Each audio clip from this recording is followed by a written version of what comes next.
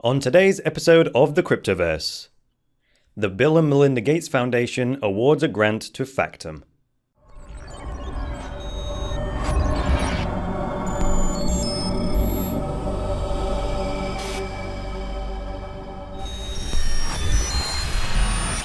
Vaultoro is the one-of-a-kind online exchange where you can trade between gold and Bitcoin.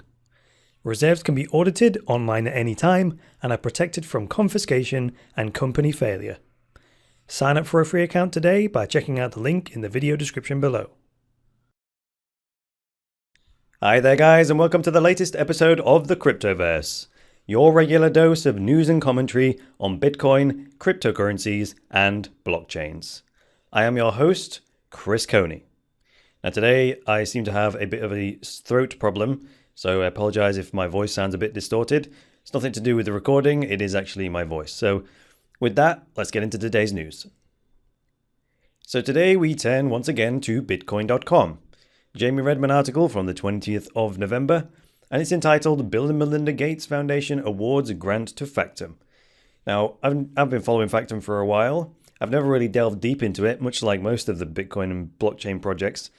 Specifically the blockchain projects. I probably know the most about Bitcoin, which makes sense because it's 85% of the crypto world. So, like I've said before, it's difficult for me to know what to focus on. I suppose that's the problem for most cryptocurrency fans, is knowing what to pay attention to, what not to pay attention to. And I guess that's one of the benefits of the Cryptoverse, is that you can kind of get the benefit of my filtering. Anyway, this article begins by saying, blockchain-based company Factom has recently announced that it will soon secure medical records on its platform.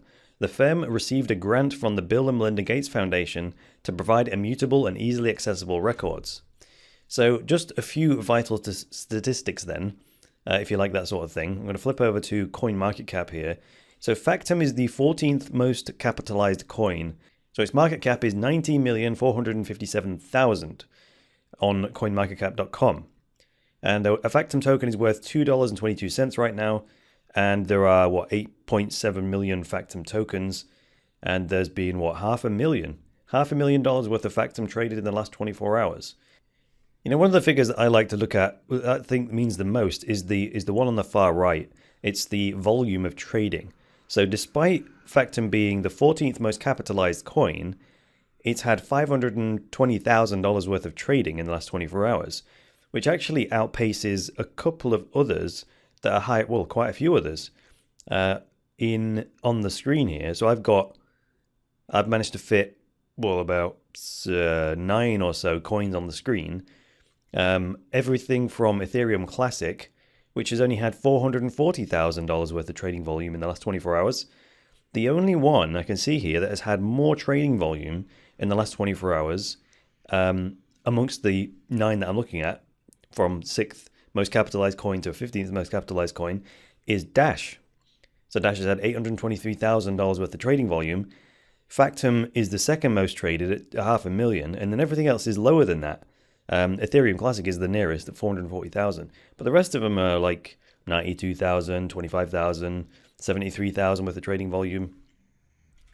Why does that matter to me? I just like to see a lot of activity. If there's a lot of money coming in and out of it, it's just I like to see activity in the ecosystem. It means stuff's happening. And of course, for that $500,000 of trading volume to exist, that must be people wanting to buy Factom tokens, right? Which means there's a certain amount of demand for their services.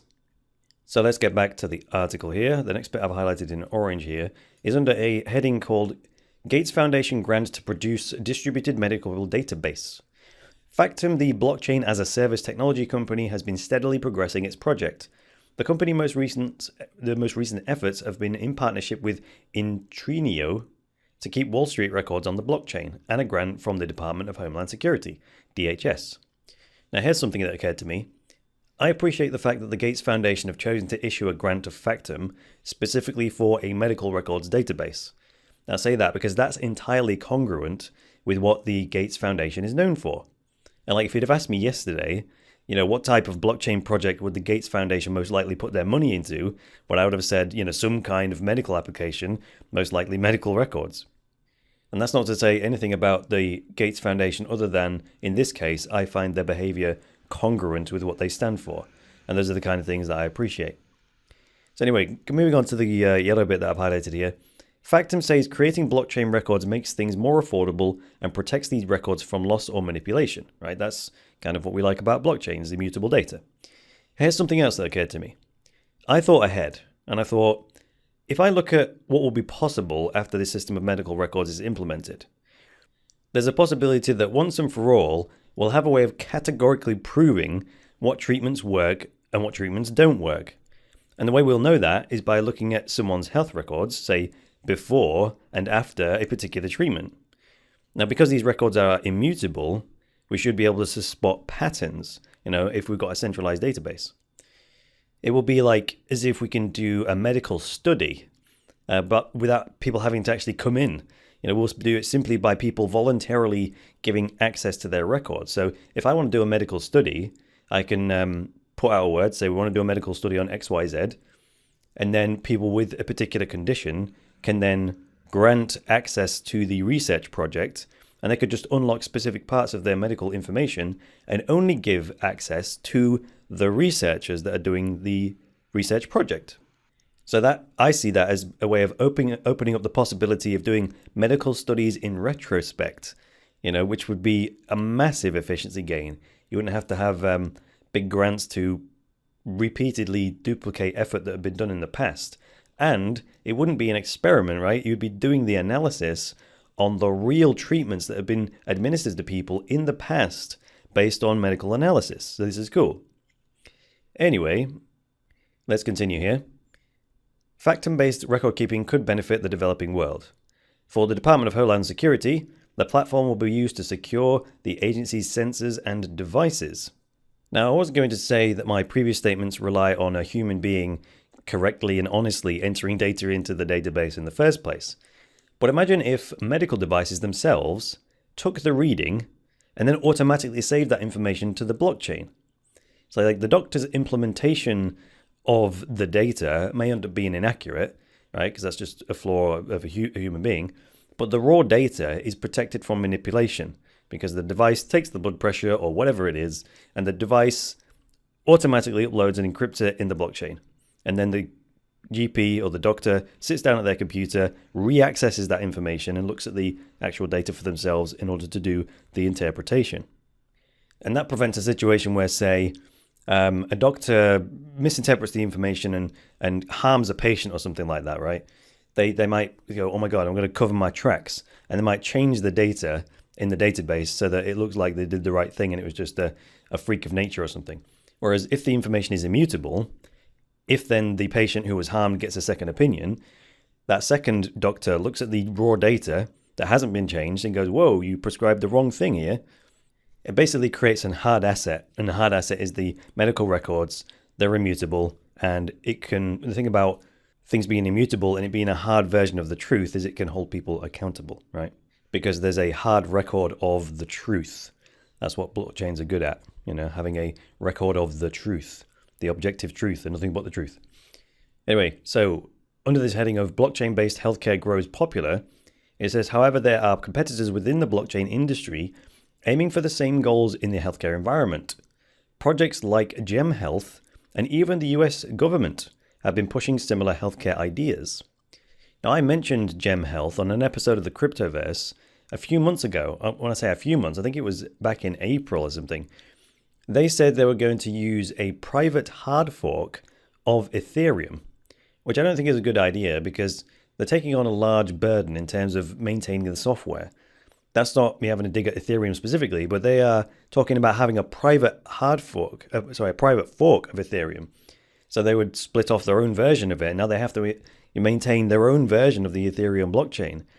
I don't think that's a good idea. If they were going to build it on Ethereum, that's fine, because then they're outsourcing the infrastructure to the blockchain itself. So by the same token, with Factom, Factom can focus on being good at blockchain data storage, and then organizations can go to them, and they can be provided with like a ready-made, well-optimized solution for putting data on the blockchain.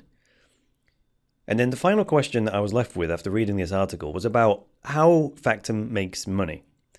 So that took me over to the Factom website here. And as far as I can tell, their business model is providing services.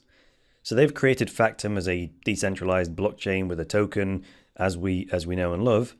And then they charge companies for building software applications that make use of the Factom blockchain, if that makes sense. So the Factom token itself, it gains value as more people want to buy them in order to make use of the Factom blockchain features. So thanks for joining me today, guys. If you liked this episode, hit the like button. If you disliked it, hit the dislike button.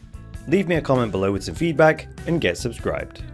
And please support the Cryptoverse and boost cryptocurrency adoption by going to cryptoversity.com/podcast and becoming a patron. From as little as $10 a month, you can secure Cryptoversity's future, get unlimited access to all Cryptoversity courses, and access a private patrons-only chat group where you can get direct access to me.